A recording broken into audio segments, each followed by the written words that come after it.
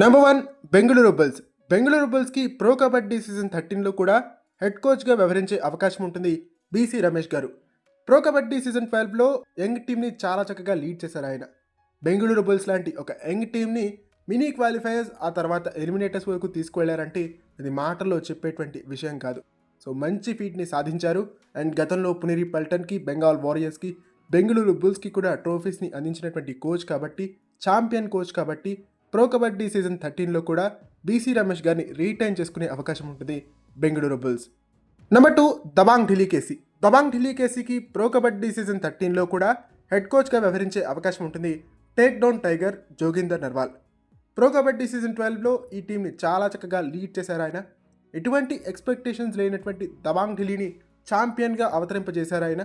So champion coach కాబట్టి, defending ఛాంపియన్స్గా బరిలోకి దిగబోతున్నారు కాబట్టి జోగిందర్ నర్వాల్ గారిని రీటైన్ చేసుకునే అవకాశం ఉంటుంది Dabang Delhi KC management.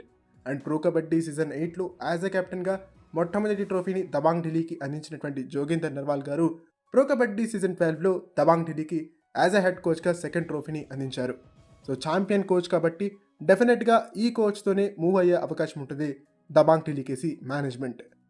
Number 3 Gujarat Giants. Gujarat జైంట్స్కి ప్రో కబడ్డీ సీజన్ 13లో కూడా హెడ్ కోచ్గా వ్యవహరించే అవకాశం ఉంటుంది జైవీర్ శర్మ గారు. జైవీర్ శర్మ గారు చాలా ఎక్స్పీరియన్స్ ఉన్నటువంటి కోచ్. గాంధీనగర్ సాయి నుంచి ఎంతోమంది సూపర్ స్టార్ ప్లేయర్స్ని ప్రో కబడ్డీకి అందించారు ఆయన. చాలా ఎక్స్పీరియన్స్ ఉన్నటువంటి కోచ్ కాబట్టి మొట్టమొదటి సీజన్లో కొంచెం ఆన్ అండ్ ఆఫ్ పర్ఫార్మెన్స్ ఇచ్చినప్పటికీ సెకండ్ సీజన్లో కూడా ఛాన్స్ ఇచ్చే అవకాశం ఉంటుంది గుజరాత్ జైంట్స్ మేనేజ్మెంట్. ఆ మేనేజ్మెంట్ చాలా థింక్ చేసి కానీ కోచ్ని మార్చరు వాళ్ళు. సో ఈ నేపథ్యంలో జైవీర్ శర్మ గారు ప్రో కబడ్డీ సీజన్ 13లో కూడా గుజరాత్ జైంట్స్ హెడ్ కోచ్గా కొనసాగే అవకాశం ఉంటుంది. Number 4 Haryana Steelers. హర్యానా స్టీలర్స్కి ప్రో కబడ్డీ సీజన్ 13లో కూడా హెడ్ కోచ్గా కొనసాగే అవకాశం ఉంటుంది మన్ప్రీత్ సింగ్. మన్ప్రీత్ సింగ్ చాలా animated coach. Pro Kabaddi season 11లో హర్యానా స్టీలర్స్కి మొట్టమొదటి ట్రోఫీని అందించినటువంటి head coach. So champion coach కాబట్టి చాలా యానిమేటెడ్ కోచ్ కాబట్టి ప్లేయర్స్ని చాలా చక్కగా మోటివేట్ చేస్తుంటారు కాబట్టి ప్రో కబడ్డీ సీజన్ 13లో కూడా ఇదే హెడ్ కోచ్ని కొనసాగించే అవకాశం ఉంటుంది Haryana Steelers management. Number 5 Jaipur Pink Panthers. Jaipur Pink ప్యాంథర్స్కి ప్రో కబడ్డీ సీజన్ 13లో కూడా హెడ్ కోచ్గా కొనసాగే అవకాశం ఉంటుంది నరేందర్ రేదు గారు. నరేందర్ రేదు గారు ప్రో కబడ్డీ సీజన్ 12లో కూడా యాజ్ అ హెడ్ కోచ్గా చాలా బాగా పర్ఫామ్ చేశారు. ప్లేయర్స్కి ఇంజురీ కన్సర్న్స్ ఉండడం వల్ల జైపూర్ పింక్ ప్యాంథర్స్ ఒక స్టేజ్ వరకు వచ్చి ఆగిపోయింది. కానీ లేదంటే జైపూర్ పింక్ ప్యాంథర్స్ టాప్ 2 టీమ్స్లో అయితే డెఫినెట్గా ఉండేదని ఫస్ట్ ఫ్యూ మ్యాచెస్ చూస్తే మనకు అర్థమైంది. అండ్ నరేందర్ రేదు గారు గతంలో పట్నా పైరట్స్ని ఫైనల్స్కి తీసుకెళ్ళినటువంటి కోచ్. ఆర్మీ టీమ్ హెడ్ కోచ్గా కూడా ఆయన వ్యవహరించారు. సో ఇంత మంచి ట్రాక్ రికార్డ్ ఉన్నటువంటి కోచ్ని జైపూర్ పింక్ ప్యాంథర్స్ కూడా ఖచ్చితంగా వదులుకోదు కాబట్టి Jaipur Pink Panthers Pro Kabaddi season 13లో కూడా నరేందర్ రేదు గారిని రీటైన్ చేసుకునే అవకాశం ఉంటుంది. Number 6 Patna Pirates. పట్నా పైరట్స్కి ప్రో కబడ్డీ సీజన్ 12లో వరుసగా 8 విజయాలని అందించి వాళ్ళని ప్లే ఆఫ్స్కి తీసుకెళ్ళినటువంటి కోచ్ రణదీప్ దలాల్ గారిని రిలీజ్ చేసినట్టుగా తెలుస్తోంది. దీంతో ఒక కొత్త హెడ్ కోచ్కి ఛాన్స్ ఇచ్చే అవకాశం ఉంటుంది పట్నా పైరట్స్. ముందుగా వాళ్ళు నరేందర్ రేదు గారిని రిలీజ్ చేశారు. అండ్ ఆ తర్వాత అనూప్ కుమార్ గారిని హెడ్ కోచ్గా అపాయింట్ చేశారు. బట్ ఆ తర్వాత మిడిల్ ఆఫ్ ద సీజన్లో పర్సనల్ రీజన్స్ కారణంగా అనూప్ కుమార్ గారు ఇంటికి వెళ్ళిపోవడంతో వాళ్ళు రణదీప్ దలాల్ గారిని హెడ్ కోచ్గా ప్రమోట్ చేశారు. రణదీప్ దలాల్ గారు వరుసగా ప్రో కబడ్డీ సీజన్ 12లో 8 విజయాల్ని అందించి పట్నా పైరట్స్ని ప్లే ఆఫ్స్ వరకు తీసుకువెళ్ళగలిగారు. కానీ ప్రస్తుతం చూసినట్టయితే రణదీప్ దలాల్ గారిని కూడా రిలీజ్ చేసి ఒకంత షాక్కి గురి చేసింది పట్నా పైరట్స్ మేనేజ్మెంట్ వాళ్ళ ఫ్యాన్స్ని. బట్ ఒక బిగ్ సర్ప్రైజ్ని ఏమైనా వాళ్ళు దాచారా? రణదీప్ దలాల్ గారిని మించిన హెడ్ కోచ్ని ఏమైనా తీసుకొస్తున్నారా అనేది వేచి చూడాల్సినటువంటి అంశంగా ఇక్కడ కనిపిస్తుందని చెప్పాలి. నెంబర్ 7 పునేరి పల్టన్. పునేరి పల్టన్కి ప్రో కబడ్డీ సీజన్ 13లో కూడా హెడ్ కోచ్గా కొనసాగే అవకాశం ఉంటుంది ఐస్మాన్ అజయ్ ఠాకూర్. మొట్టమొదటిసారిగా ఒక టీంకి హెడ్ కోచ్గా వ్యవహరిస్తున్నప్పటికీ కూడా ఈ టీంని చాలా చక్కగా లీడ్ చేస్తూ ప్రో కబడ్డీ సీజన్ 12లో ఫైనల్స్ వరకు తీసుకువెళ్ళగలిగారు. 1-6 మిస్టేక్స్తో ఈ సీజన్లో ట్రోఫీని కోల్పోయింది పునేరి పల్టన్. బట్ అయినప్పటికీ కూడా ప్రో కబడ్డీ సీజన్ 13లో కోల్పోయినటువంటి ఆ ట్రోఫీ కోసం వచ్చే అవకాశం ఉంటుంది అజయ్ ఠాకూర్. సో పునేరి పల్టన్ కూడా ప్రో కబడ్డీ సీజన్ 13లో అజయ్ ఠాకూర్ గారిని హెడ్ కోచ్గా కొనసాగించే అవకాశం ఉంటుందని చెప్పొచ్చు. నెంబర్ 8 తమిళ్ తలైవాస్. కోచ్ సంజీవ్ బలియన్ గారికి తమిళ్ తలైవాస్ మేనేజ్మెంట్కి ఉన్నటువంటి డిఫరెన్సెస్ ప్రకారం చూస్తే సంజీవ్ బలియన్ గారు ప్రో కబడ్డీ సీజన్ 13లో తమిళ తలైవాస్ హెడ్ కోచ్గా కొనసాగే అవకాశం లేదు. దీంతో కొత్త హెడ్ కోచ్కి ఛాన్స్ ఇచ్చే అవకాశం ఉంటుంది తమిళ తలైవాస్ మేనేజ్మెంట్.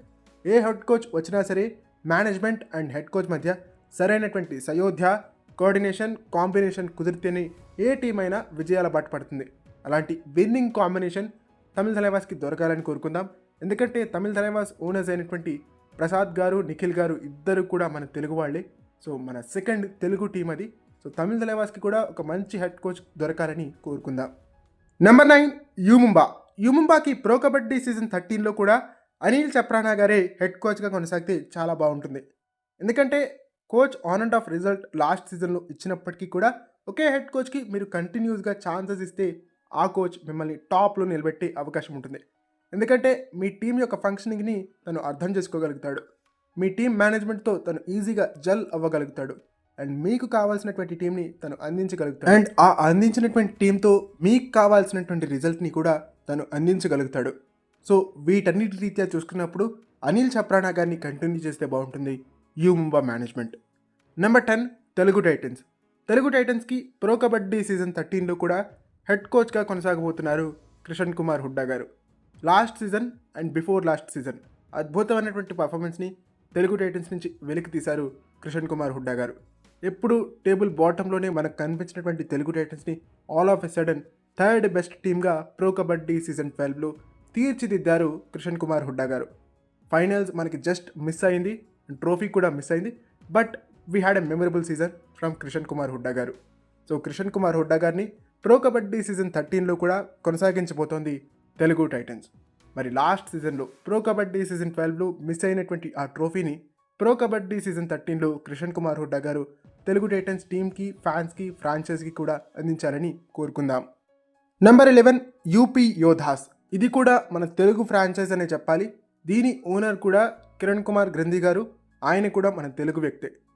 ఈ ఫ్రాంచైజ్కి గత సీజన్లలో హెడ్ కోచ్గా వ్యవహరించినటువంటి జస్వీర్ సింగ్ గారు గత సీజన్లో వాళ్ళు ఇచ్చినటువంటి డిసప్పాయింటెడ్ పర్ఫార్మెన్స్కి బాధ్యతని వహిస్తూ ఆ టీం హెడ్ కోచ్ బాధ్యతల నుంచి రాజీనామా చేశారు.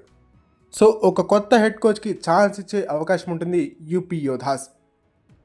Number 12 Bengal Warriors. బెంగాల్ వారియర్స్కి కూడా కొత్త హెడ్ కోచ్ వచ్చేటువంటి సూచనలు కనిపిస్తున్నాయి. ఎందుకంటే లాస్ట్ సీజన్లో ఈ టీంకి హెడ్ కోచ్గా వ్యవహరించినటువంటి నవీన్ కుమార్ గారు ఫ్రాంచైజీ యొక్క ఎక్స్పెక్టేషన్స్ని అందుకోలేకపోయారు. లాస్ట్ సీజన్లో రైడింగ్ విభాగంలో దేవాంగ్ దళాల్ పైన, డిఫెన్స్ విభాగంలో ఆశిష్ మలిక్ పైన డిపెండ్ అయ్యింది బెంగాల్ వారియర్స్ టీం. వేరే ఏ ఇతర ప్లేయర్ కూడా సరిగ్గా పర్ఫామ్ చేయలేదని చెప్పాలి.